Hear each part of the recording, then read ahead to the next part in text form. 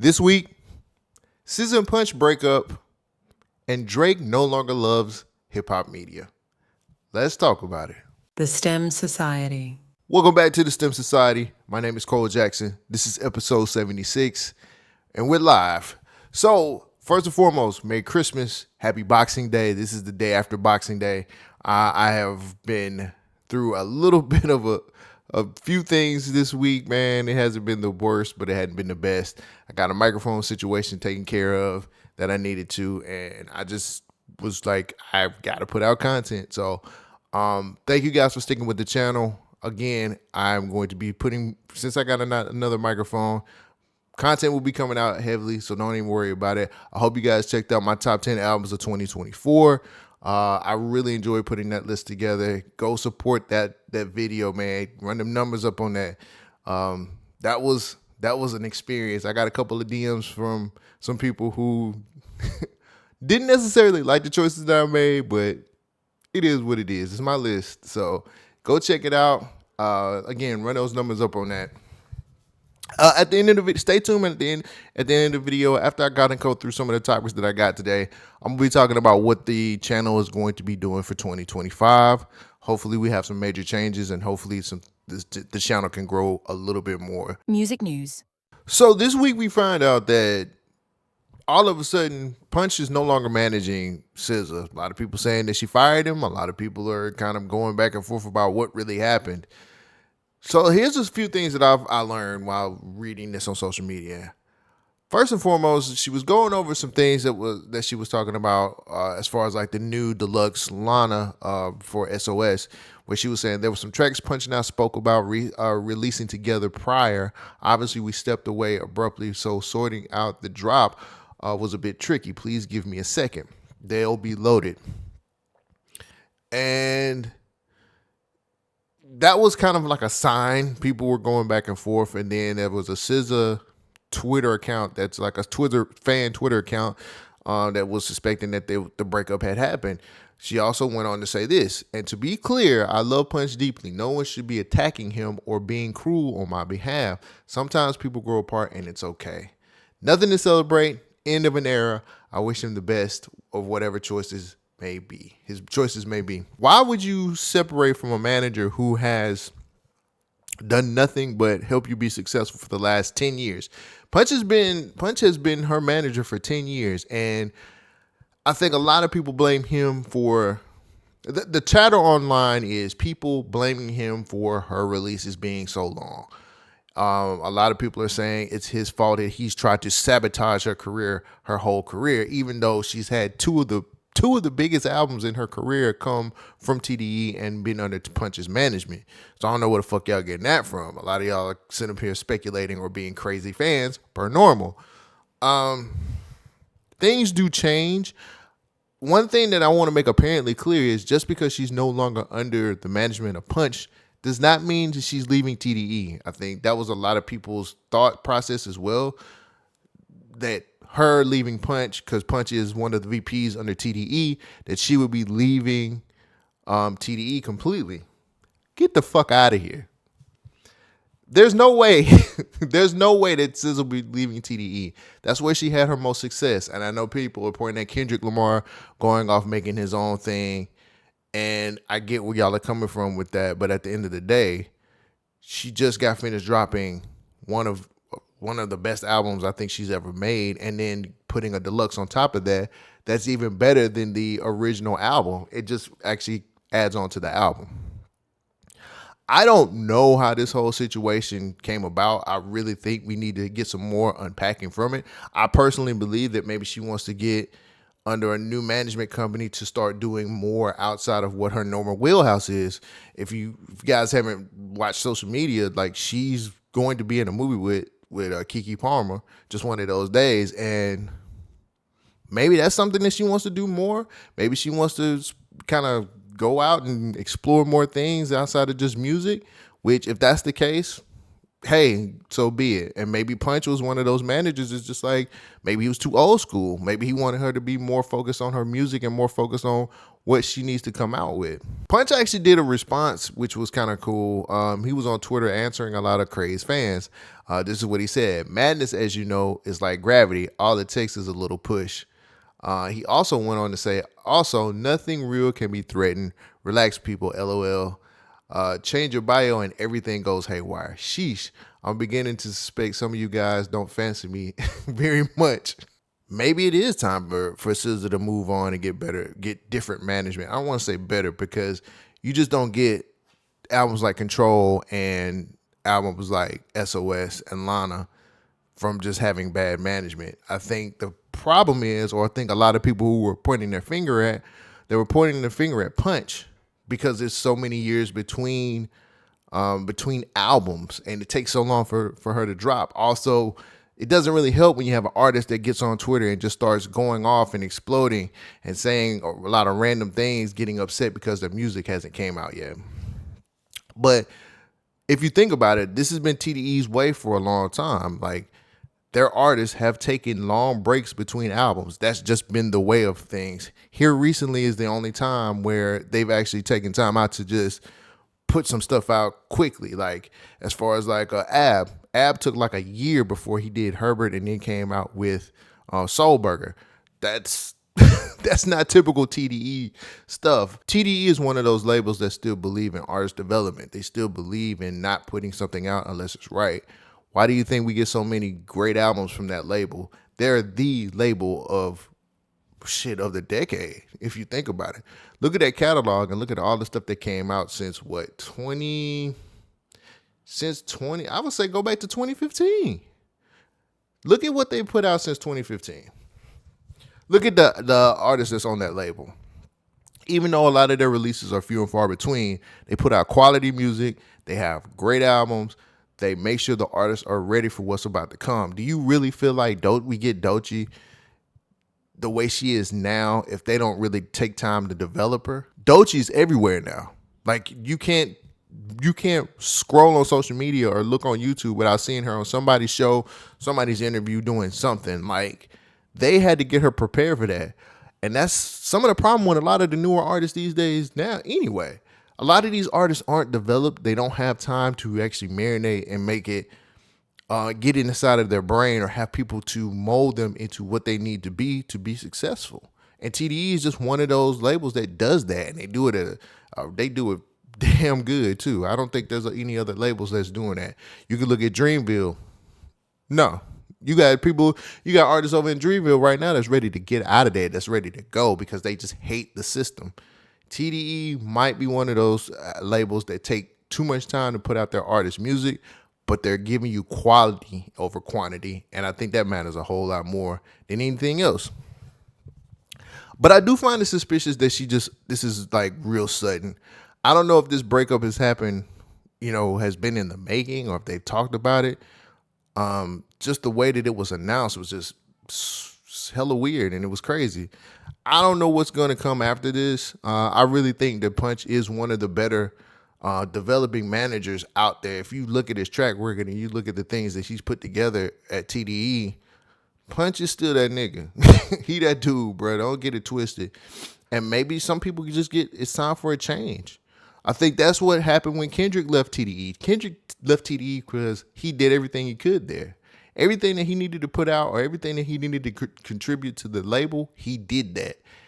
Finished, done. He did everything that needed to that they asked him to do. And now he's in his own situation. Like, he runs his own label or whatever PG Lang is. He runs that. And you can tell how excited he is about what he's putting out from how he's been releasing this past year. Like, think about the singles that we got, even though we know it was a Drake beef. Think about how he was releasing that music through YouTube, through Instagram. Then also think about GNX being a surprise drop. Like, I don't think we get a surprise drop from TDE if he's still signed to TDE. Sometimes people evolve past what their situation is. And I think that's what happened with Kendrick. Is that what's happening with SZA? Possibly so. she's a creative. She's one of those people who believe in making art, and maybe it's time for her to move forward and start making art more consistently and doing things outside of just making music. But I don't like the fact that these people on Twitter, on social media, are attacking Punch for release dates or music not sounding the way it's supposed to sound or any of this other stuff. I think there's a mixture of both, because if we're being honest, there are times when SZA has temper tantrums and gets pissed off because she got music she wants to drop and it hasn't been dropped. The TDE system just don't allow it to happen like that. You're not going to put out music until it's right, until it sounds good, so on and so forth. I also think there are times when management gets it wrong. And I think there are times when, like, sometimes you just need to put something out there to make sure that people still know this person's name. I remember before SOS came out, like, we got one song, maybe two songs. The song with her and Ty Dolla $ign, and we was like, oh, this album's about to drop. And we didn't hear anything else for about maybe another year, maybe a year and a half before she actually dropped SOS. It was weird, but I guess that was what they was trying to do. I think that fans should kind of stay in their place, especially if they're just casual and they don't really understand or even read up on how certain things work in the industry or with management, because attacking Punch don't do nothing but make shit worse. It makes you look stupid. You know nothing about what's going on. It's not always the management's fault that some things happen. If you look at their track record, if you look at how music is released through TDE, that's the norm. 5 years for an album to drop, that's pretty much the norm. That's been the norm for a long time, and I don't think they're going to change it anytime soon. I'm excited to see what SZA's going to do after this whole situation with her and Punch, who her new management is going to be, what she's going to do post this split with her manager. Because again, you can't have, she's had Punch for 10 years. Punch has been her manager for 10 years, and now it's going to be completely different. So I don't know how this is going to work, and I don't know if we're going to get a new, if SZA's going to be a different artist, or if she's even going to be in more situations where it's brand deals. Who knows? But I'm real interested to see what her career looks like, and I really want to see who Punch picks up next to put up under his wing, start pushing them out. Because if anything, Punch knows talent, man. He knows how to get talent out there. Punch has been able to curate or just bring out the best out of like artists he's dealt with. So we'll see what comes later, but y'all attacking this man just ain't gonna help shit at all. So Drake and Adin Ross did the biggest Christmas giveaway here recently. It was a stream that he did with his best friend Adin Ross. I have the clip that says that they're friends. I'm sure you guys believe it. But they did a stream together where they kind of went back and forth. I didn't get to watch the whole stream. I actually watched a lot of the clips because when this stream was going on, I live in the UK. So when this stream came on, it was time for me to be asleep. So I really wasn't able to watch it. But watching the clips, it looks like these two guys had so much fun. There was a whole situation where he referenced a Euphoria line where he talks about him and Sexy are two bad bitches. Yeah, for real. It really is. When I see her, I see two bad ones, nigga. What's up? See two bad ones, man. Fuck what y'all talking about. There was another situation where he was going to say F Kendrick, and he skipped over it. Hilarious. It's so wonderful. After fun, and of course, the Drake charisma, and it's always fuck. Oh, I'm not reading that. Please help a Drizzy Soldier finally show my wife why Drake is the greatest to ever do it. So I'm bringing this to the show because Drake completely hates hip-hop media now. It's obvious. It's super obvious that he hates hip-hop media. He's done every kind of stream possible since the beef that's not related to hip-hop. His biggest supporter, which is academics, and let me just preface this right now. I'm not the biggest academics fan. I know his importance and what he does, so on and so forth, but I'm still not a fan of his. But Ak has been his biggest supporter. He was his biggest supporter throughout the beef. And it just kind of feels nasty that he hasn't done any kind of stream with Ak yet. And I don't know if he will. I don't know if he's even going to try to be a part of hip-hop media anymore after that whole situation. On Twitter earlier this week, I went on a little bit of a rant and just talked about how it's kind of ridiculous that these artists, Drake especially, won't touch hip-hop media anymore, even though we're the ones because I consider myself hip hop media too. But we're the ones that's gonna push that album. Adin Ross is not gonna push a Party Next Door collab album, even though they mentioned it. And he's like, "Oh yeah, dude, like we're friends. You can listen to it early." You don't give a fuck about that. You don't give a fuck about your fucking collab album. Anyway, I'm kind of tired of the situation of us not being the people you should go to when we support you through everything. If Drake owes Ack a stream, he owes him a situation where they have a sit down or something. And the fact that he doesn't do that pisses me off. And it's not just him.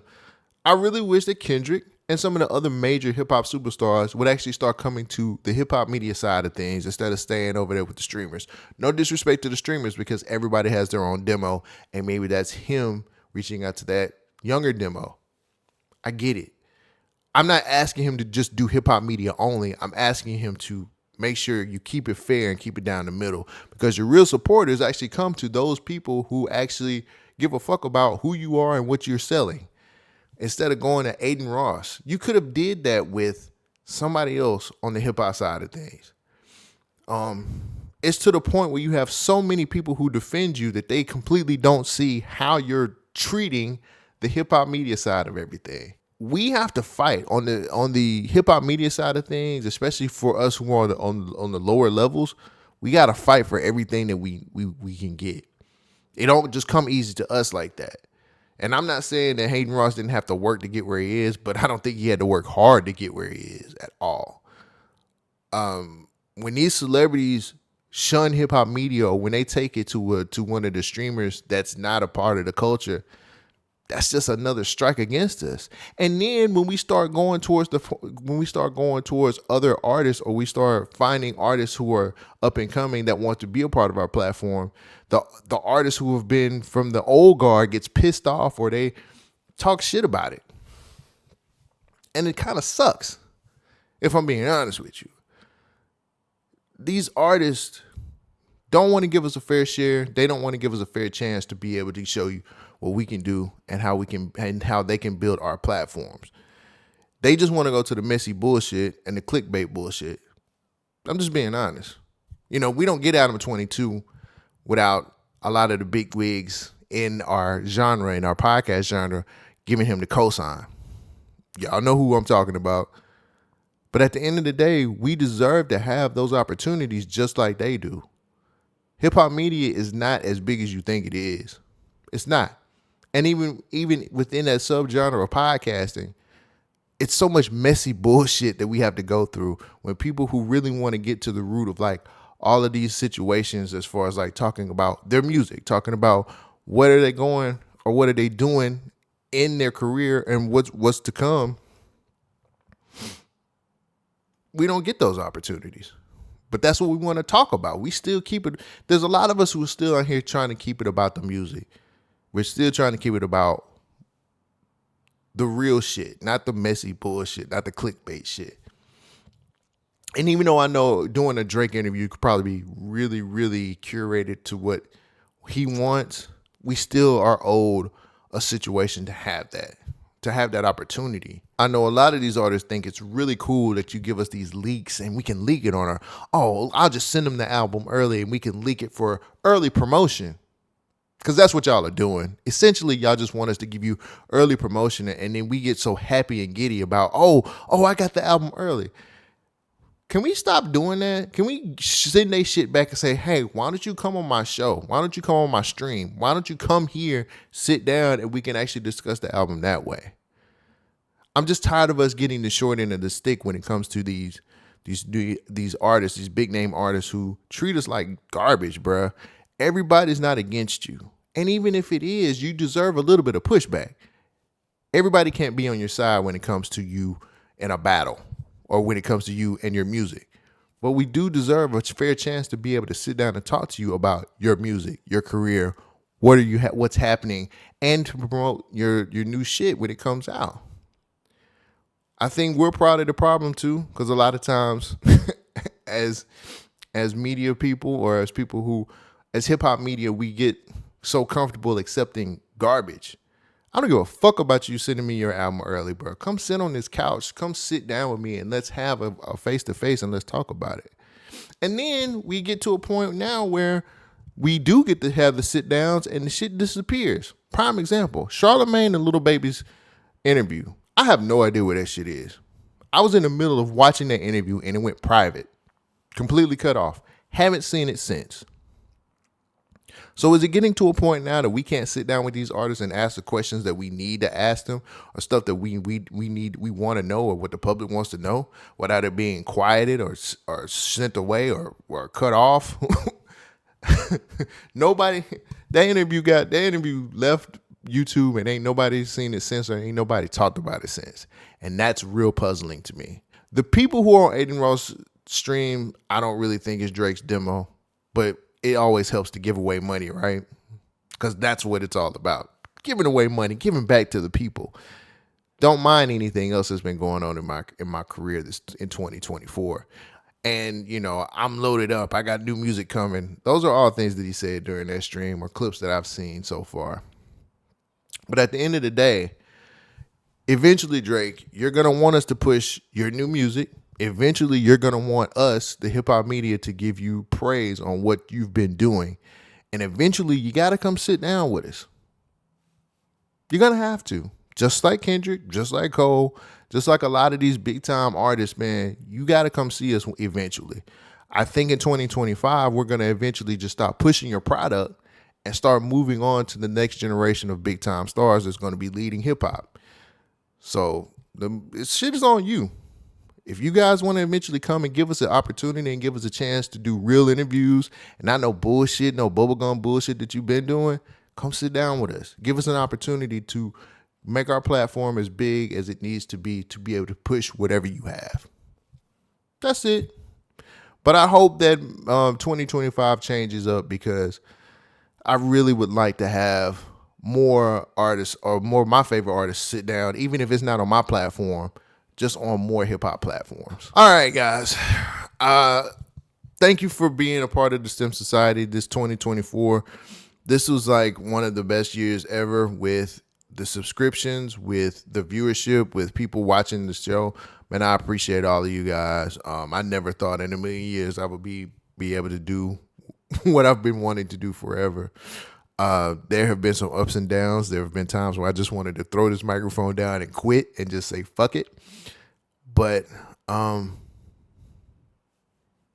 so grateful and I'm so thankful for everybody who took a chance on me. Next year, 2025, is going to be a whole lot different. I plan on adding someone to the show, growing the show a whole lot more.